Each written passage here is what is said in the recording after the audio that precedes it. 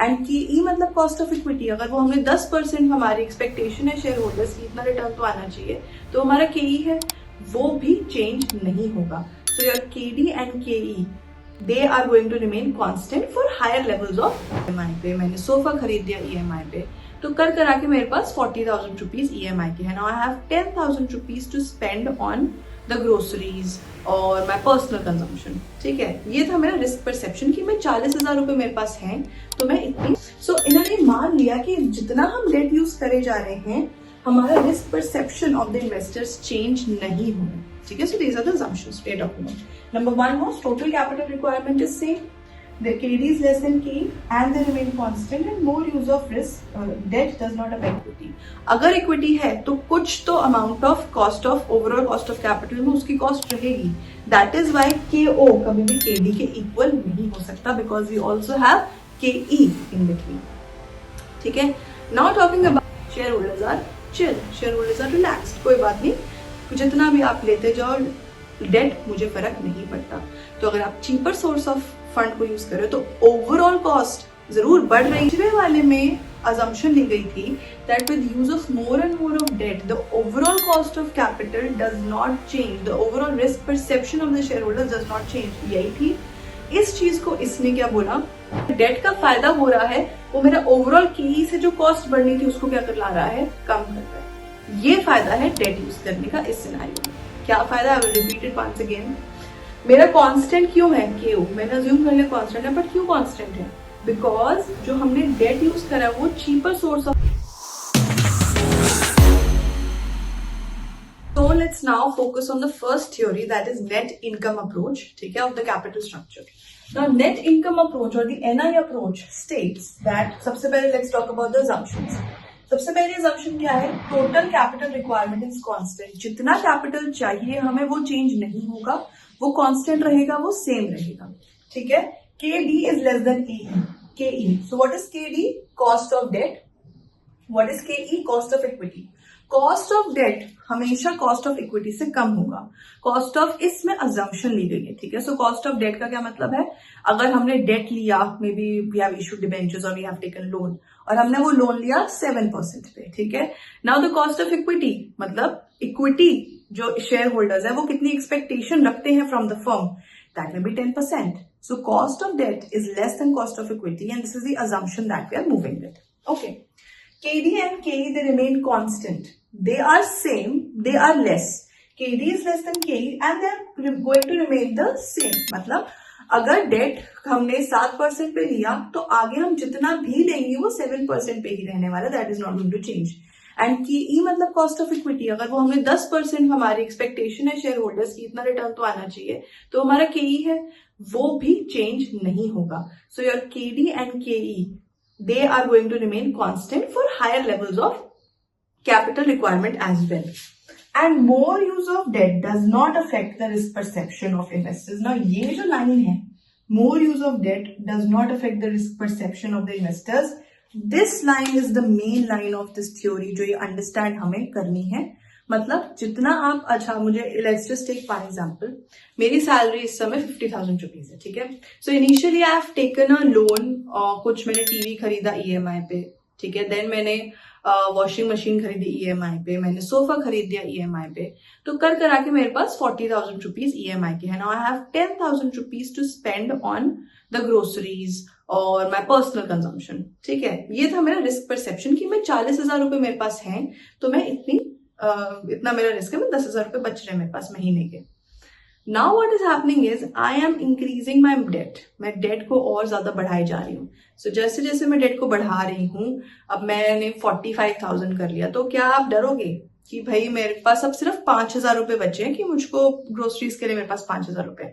Then मैंने 46,000 कर लिया. नाउ यू थिंक अगेन कि भाई कितना EMI पे चल रहा है, सिर्फ 4,000 रुपए बचे हैं मेरे पास to do any other thing other than just paying the EMIs, right? तो आपका रिस्क परसेप्शन बढ़ रहा है या कम हो रहा है? Your risk perception is increasing.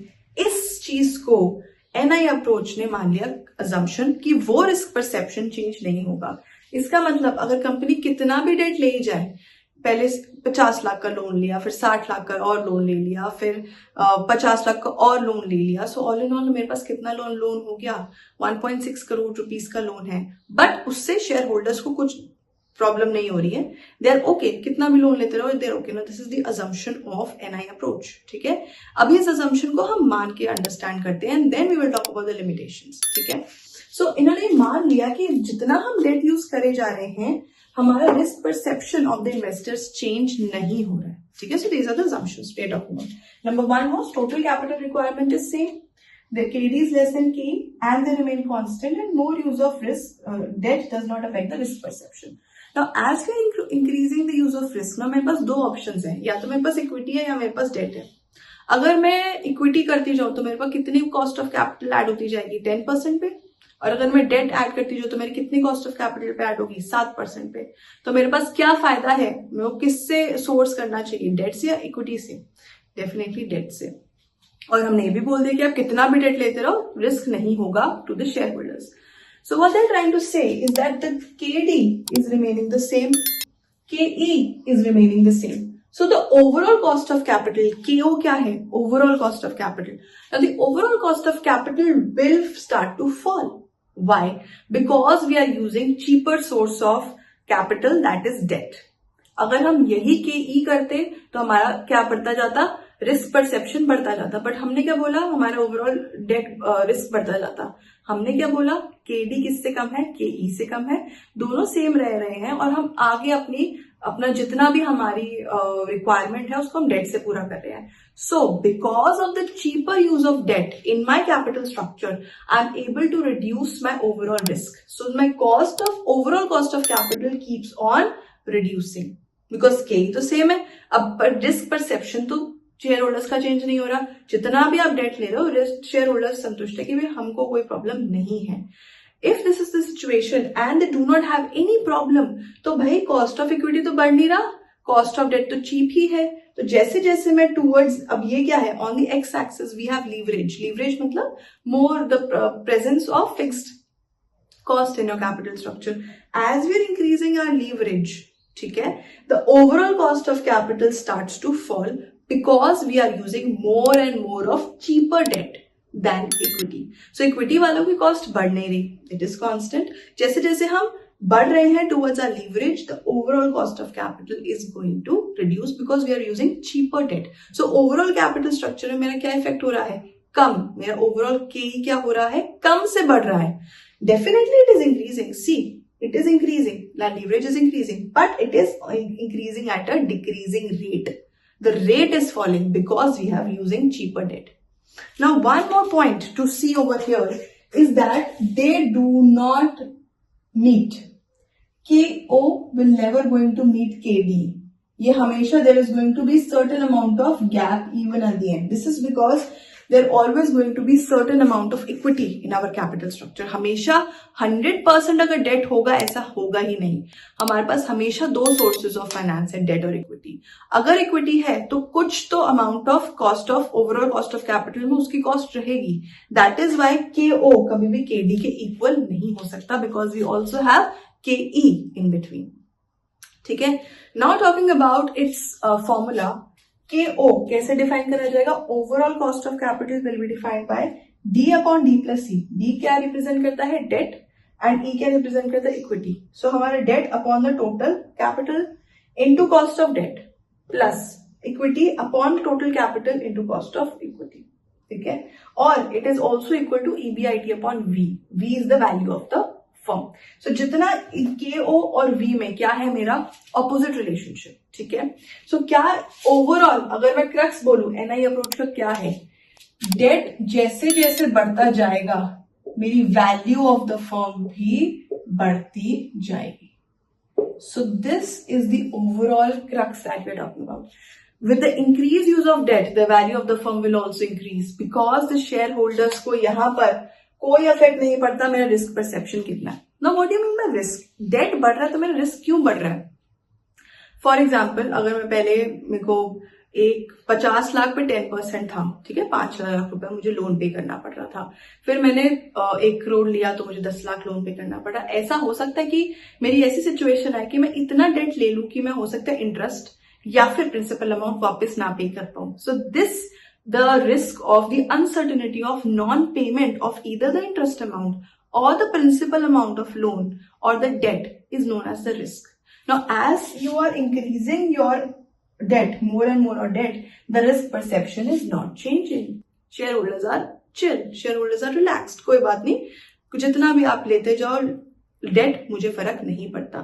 तो अगर आप चीपर सोर्स ऑफ फंड को यूज कर रहे हो तो ओवरऑल कॉस्ट जरूर बढ़ रही है, but it is increasing at a decreasing rate and it will never meet KD because हमारा KE हमेशा कुछ ना कुछ present होगा ही होगा. Okay, so this is the first theory, that is NI approach of capital structure. We also have a question wherein we will use this to find out the value of the firm, ठीक है, and we will prove कि date अगर हम change करते हैं तो उससे हमारा कैपिटल स्ट्रक्चर की value of the firm is relevant. So let's now continue with the second approach, that is net operating income approach.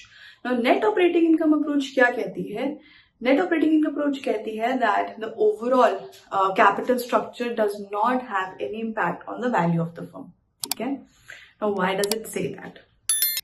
ठीक है, इससे कुछ assumptions हैं. We will, as we go through the assumptions, we will understand कि हमने ऐसा क्यों बोला.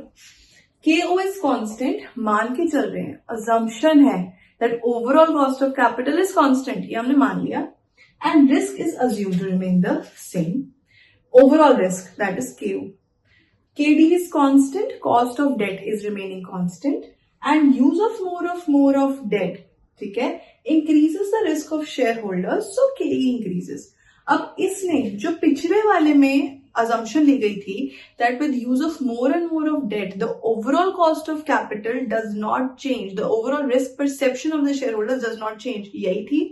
इस चीज को इसने क्या बोला, उल्टा मान के अज्यूम किया. ठीक है, इन्होंने बोला वो चीज गलत थी. उन्होंने बोला दैट जितना डेट बढ़ेगा शेयर होल्डर्स का रिस्क उतना बढ़ेगा, और जितना ये बढ़ेगा तो हमारा KE कॉस्ट ऑफ इक्विटी भी बढ़ता जाएगा.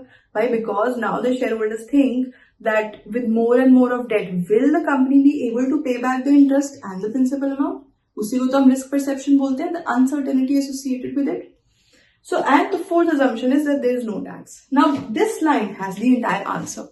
उसने बोला KO is the same, KD is the same, and KE will keep on increasing. Why? Because more and more use of debt will increase the risk perception of the shareholders.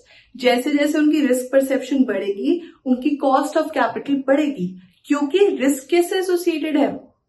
Risk return trade-off. जितना risk बढ़ेगा उतना expectation of the return will also increase, and that is the cost of capital, right? So मेरी cost of capital बढ़ी जा रही है, क्यों? क्योंकि मैं more and more of debt ले रही हूँ.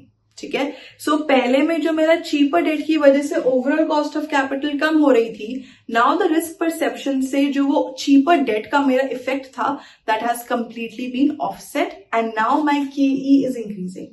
अगर वो ऑफसेट नहीं होता तो मेरा KO भी क्या बढ़ता? KO कांस्टेंट क्यों है?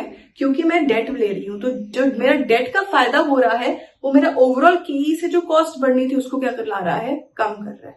ये फायदा है डेट यूज करने का इस सिनेरियो में. क्या फायदा? I will repeat it once again. मेरा कांस्टेंट क्यों है KO? मैंने अज्यूम कर लिया कांस्टेंट है, बट क्यों कांस्टेंट है? बिकॉज जो हमने डेट यूज करा है वो चीपर सोर्स ऑफ फाइनेंस है. Because with debt we come, there is an interest tax shield also. That means जितना हमारा इंटरेस्ट होगा उतना हमें टैक्स ज्यादा पे करना पड़ेगा, राइट? तो जो ओवरऑल प्रॉफिट है मेरे पास ज्यादा बचेगा for the equity share holders. तो उन्हें क्या लगता है कि क्योंकि मेरा चीपर डेट है मेरे पास, तो मेरा even though KE is increasing, KO is not increasing. अगर डेट नहीं होता KO और KE को तो सेम प्रोपोर्शन में बढ़ना चाहिए ना, KD तो कांस्टेंट है, बट KD की क्वांटिटी बढ़ रही है but the cost is remaining the same. So cheaper debt होने का जो फायदा था उसकी वजह से मेरा ओवरऑल KO क्या हो रहा है? Constant, even though KE is increasing. KO और KE सेम प्रोपोर्शन में नहीं बढ़ रहे हैं. क्यों? क्योंकि कॉस्ट ऑफ डेट का फायदा हो रहा है मुझे, जो कि हम क्या कहते हैं, इंटरेस्ट टैक्स शील्ड, ठीक है, उसका मुझे फायदा हो रहा है। दैट इज वाई केओ क्या हो गया, कांस्टेंट, और केई के साथ बढ़ नहीं रहा, ठीक है।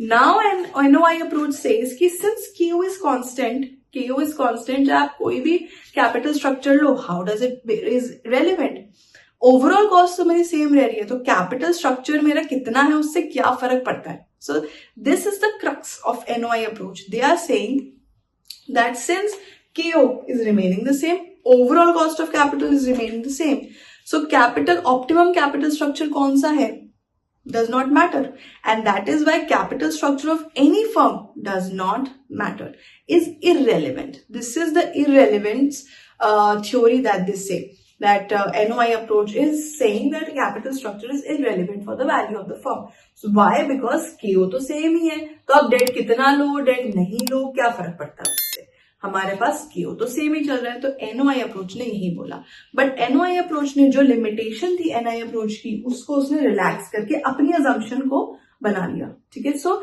NOI approach came after the NI approach, and NI approach को क्रिटिसाइज करते ही एनओआई अप्रोच बनी थी।